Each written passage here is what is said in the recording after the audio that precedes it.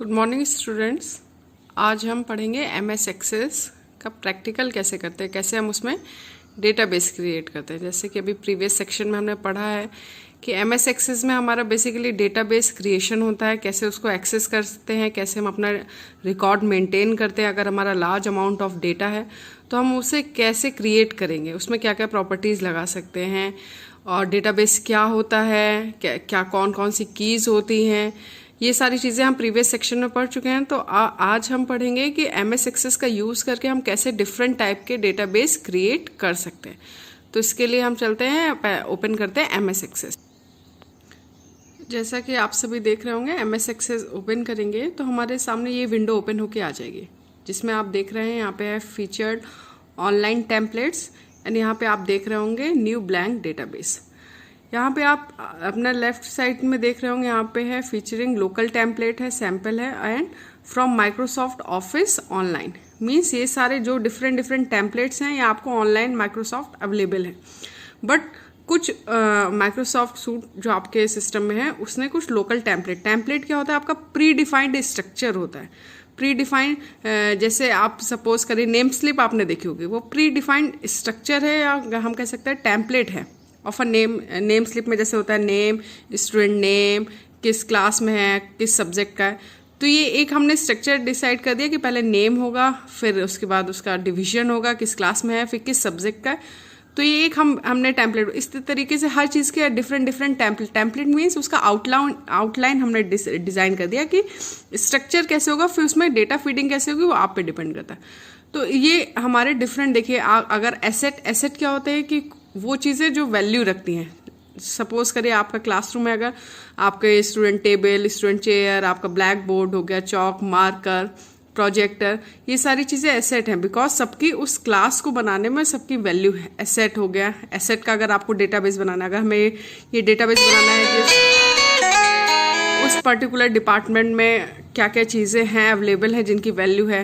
Contacts जैसे कि हम लोग अपने फ़ोन में बनाते हैं, तो अगर हमें पूरी लिस्ट बनानी है क्या पर्सन है, क्या नेम है, आप ही लोग का अगर स्टूडेंट का ही हमें डेटा मेंटेन करना है ना, नेम, फादर नेम, एड्रेस है। तो इस तरीके के देखिए आप अपनी स्क्रीन पे देख सकते होंगे कि कितने डिफरेंट टाइप के ऑलरेडी इन्होंने टेम्पलेट्स दे रखे हैं। अगर प्रोजेक्ट से रिलेटेड आपको डेटाबेस बनाना है, इवेंट का लॉग बनता है। अगर आप बड़े बड़े ऑर्गेनाइजेशन में जाते हैं कि आज इस दिन ये मीटिंग है, इस दिन ये मीटिंग है, तो इस तरीके के लॉग्स भी मेंटेन होते हैं। Student, faculty, task, to do list होती है कि हर आप इसको ओपन करके देखेंगे डिफरेंट जो टेम्पलेट आपको दिए गए हैं, सबका स्ट्रक्चर डिफरेंट है। जैसे फॉर सपोज करिए कि अगर आप पहले तो हम जाते हैं, अगर आपके में नेट नहीं तो आप ये लोकल टेम्पलेट्स में भी जा सकते हैं। देखिए लोकल टेम्पलेट मीन्स ये आपके में अवेलेबल होगा, इसके लिए आपको नेट की ज़रूरत नहीं है। तो सपोज करिए जैसे मैंने स्टूडेंट्स सेलेक्ट किया कि स्टूडेंट नाम का मुझे डेटाबेस क्रिएट करना है, तो स्टूडेंट को क्लिक करेंगे तो यहाँ पे आपकी स्क्रीन में राइट साइड आप देखेंगे तो फाइल नेम मीन्स आप किस नेम से आप अपने डेटाबेस को क्या नाम देना चाहते हैं। तो यहाँ पे फाइल नेम है, उसका टाइप क्या है, टेम्पलेट का टाइप है स्टूडेंट, आपने उस फाइल का नेम दिया student1। आप इसको चेंज भी कर सकते हैं, और ये किस लोकेशन में सेव होगा ये देखिए, ये लोकेशन दिखा रहा है C/user HP डॉक्यूमेंट। यहाँ पे मैंने बाय डिफ़ॉल्ट वो नेम रहने दिया, और यहाँ पे अगर हम क्रिएट को जैसे ही हम क्लिक करेंगे देखिए प्रोसेस हो रहा है। और ये जो प्री डिफाइंड टेम्पलेट था मीन्स प्री डिफाइंड इन्होंने डिसाइड कर रखा था कि जो स्टूडेंट नाम का हमारा डेटाबेस है उसमें कौन कौन से कॉलम्स नेम होंगे, रो में क्या डेटा फीड करना है वो आपके ऊपर है। लेकिन जो प्री डिफाइंड टेम्पलेट है ऑफ स्टूडेंट डेटाबेस, उन्होंने आईडी दे रखा है, first name, last name, email address, business, phone, company, job title. इस तरीके से आप इसको चाहे तो एडिट भी कर सकते हैं, आप इसमें कोई न्यू ऐड करना है। अब हमें इसी चीज़ का रिसर्च करना है कि क्या क्या डिफरेंट ऑप्शन। यहाँ पे आप नेविगेशन पैन देख सकते हैं, इसको जब क्लिक करेंगे तो इस स्टूडेंट लिस्ट जो डेटाबेस है इसमें क्या क्या चीज़ें और सबमर्ज हैं और कौन कौन सी चीज़ें ऐड हैं ये आप यहाँ पे देख सकते हैं, इसका फुल डिटेल। अब जब आप यहाँ पे स्टूडेंट डिटेल है इसको डबल क्लिक करेंगे तो आपको यहाँ पे ओपन हो जाएगा फुल फॉर्म कि ये जो आप डेटाबेस बना रहे हैं एग्जैक्टली इसमें कितनी इन्होंने फील्ड्स दी हैं जिसमें आपको डेटा भर सकते हैं। देखिए जनरल है, first name, last name, email, phone number, address, इसका गार्जियन का इन्फॉर्मेशन यहाँ पे फिल कर सकते हैं, उस गार्जियन से उनका क्या रिलेशन है, इमरजेंसी इन्फॉर्मेशन ये भी ऐड कर सकते हैं, फ़ोन नंबर, मेडिकल इन्फॉर्मेशन, ये सारी चीज़ें ये ऑलरेडी इन्होंने टेम्पलेट में दे रखा है। तो हाँ, अगर हम चाहें तो यहाँ से डबल क्लिक करके जब हम इस फॉर्म पे आए थे तो हम यहाँ पे भी अपनी इन्फॉर्मेशन फिल करके यहाँ पे सेव कर सकते हैं, या डायरेक्टली जो हमारा प्रीवियस जो हमारे टेम्पलेट ओपन हुआ था जिसमें फर्स्ट नेम लास्ट नेम ऐसे शो हो रहा था, यहाँ पे आप सिंपली यहाँ पे क्लिक करके यहाँ पे अपना डेटा फीड कर सकते हैं। इस तरीके से आप अपने सारे यहाँ पे देखिए कोई कुछ भी वैल्यू टाइप करेंगे तो आपका ऐड होता जाएगा आईडी पे, यहाँ से देख सकते हैं। तो इस तरीके से हम डेटाबेस क्रिएट करते हैं। अब अगर आपने ये चीज़ किया है, यहाँ पे आप ऊपर होम आपका जो मेन्यू है उसमें देखिए होम ऑप्शन पे आपका यहाँ पे दिया गया है न्यू सेव, आप इसको सेव कर सकते हैं। फिर आप न्यू अगर आपको एंट्री करनी देख रहे हैं, आप एक न्यू रो आ गई है यहाँ पे। अगर कोई किसी पर्टिकुलर रो को, लेट सपोज इस रो को हमें डिलीट करना है तो इसको सेलेक्ट करेंगे और यहाँ पे आपका ऑप्शन है डिलीट का, तो आप सिंपली उस रिकॉर्ड को, इस पर्टिकुलर रिकॉर्ड को देखिए डिलीट हो गया। You want to delete it, yes. इस तरीके से हमें डिफरेंट ऑप्शंस को सर्च करना है। ये बाकी सारे ऑप्शंस आपके फेमिलियर होंगे, ये सारे इन सारे ऑप्शंस का यूज़ आपने पहले वर्ड में, पावर पॉइंट में, इन सब में कर रखा है। यहाँ पे कुछ डिफरेंट ऑप्शंस है जिसके बारे में हम जाएंगे, देखेंगे क्या है। व्यू में आपका होता है आपका ये जो फॉर्म है वो कैसे आपको व्यू होगा। तो ये फॉर्म व्यू है जो अभी आपको दिख रहा है, आपको इसमें कॉलम नेम एंड रोज दिख रहे हैं। आप इसका डेटाबेस व्यू कि वो कैसे आपका दिख रहा होगा, कैसे डेटा शीट आपकी दिखेगी। तो जब आप इसको क्लिक करेंगे, ये देखिए data sheet view. Data sheet view में क्या, आपके हर कॉलम की क्या स्पेसिफिकेशन है वो सारी चीज़ें शो होगा। आप देख सकते हैं यहाँ पे क्या फॉर्मेट है, कि यहाँ पे एंट्री करना मस्ट है, नहीं मस्ट है। आप लोग ने कई सारे फॉर्म्स देखे होंगे, अगर आपने फर्स्ट नेम नहीं फिल किया तो आगे इन्फॉर्मेशन आपकी सेव नहीं होती। इस तरीके के रिस्ट्रिक्शंस हम लगा सकते हैं, कौन सा हमारा प्राइमरी की होगा, कौन सा कॉलम हम प्राइमरी की डिज़ाइन कर सकते हैं। तो ये सारे इस तरीके से आपको डिफरेंट व्यू। आप नेक्स्ट व्यू है, देखिए आपका लेआउट व्यू आपका कैसे शो होगा। ये देखिए इस तरीके से आपका लेआउट व्यू है कि आपका डेटाबेस इस तरीके से शो होगा। तो और last one is design view. इस तरीके से ये बेसिकली डिज़ाइन हुआ है। ये बैकएंड में अगर आप देखेंगे तो इस तरीके से आपका डेटाबेस डिज़ाइन हुआ है, जिसका टेम्पलेट कि आपके लिए इजी हो एक्सेस करना, आपके लिए इजी हो अपना डेटाबेस क्रिएट करना। तो इन्होंने फ्रंट एंड पे ये इजी आपके लिए प्रोफार्मा दे रखा है, जिसको आप इजीली डेटाबेस इससे क्रिएट कर सकते हैं। अब आते हैं कि अगर मान लीजिए आपको इसमें कोई नया ऑप्शन ऐड करना है, अगर मान लीजिए आपको एक कोई न्यू जैसे जॉब टाइटल है, कंपनी, बिजनेस फ़ोन, ईमेल, अगर आपको इसमें एक नया ऑप्शन ऐड करना है तो आप सिंपली यहाँ से जाके राइट क्लिक करके इसमें आप जा सकते हैं।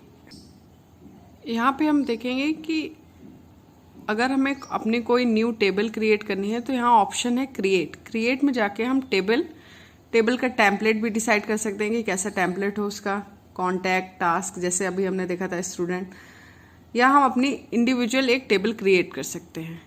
उस टेबल में आईडी आपका दिया गया है, आप यहाँ पे कोई न्यू नेम अगर यहाँ पे फील्ड ऐड कर सकते हैं जो आपको ऐड करना है।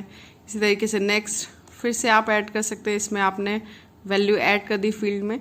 मीन्स आप अपनी रिक्वायरमेंट के अकॉर्डिंग भी अपना डेटाबेस क्रिएट कर सकते हैं। Number of columns, number of रोज आप उसमें डिसाइड कर सकते हैं। यहाँ पे डिफरेंट ऑप्शंस है, जैसे यहाँ पे एक्सटर्नल डेटा, आप यहाँ पे ऑप्शन देख रहे होंगे एक्सटर्नल डेटा क्या है, मीन्स आप बाहर से डेटा फेच करना चाहते हो। यहाँ पे आपके पास एक्सेल में अगर आपके पास कोई टेबल बनी है हुई है जिसको आप अपने डेटाबेस में आप नहीं चाहते हैं कि दोबारा से आपको वो सारी चीज़ें लिखनी पड़े, तो आप यहाँ से भी उसको इंपोर्ट कर सकते हैं।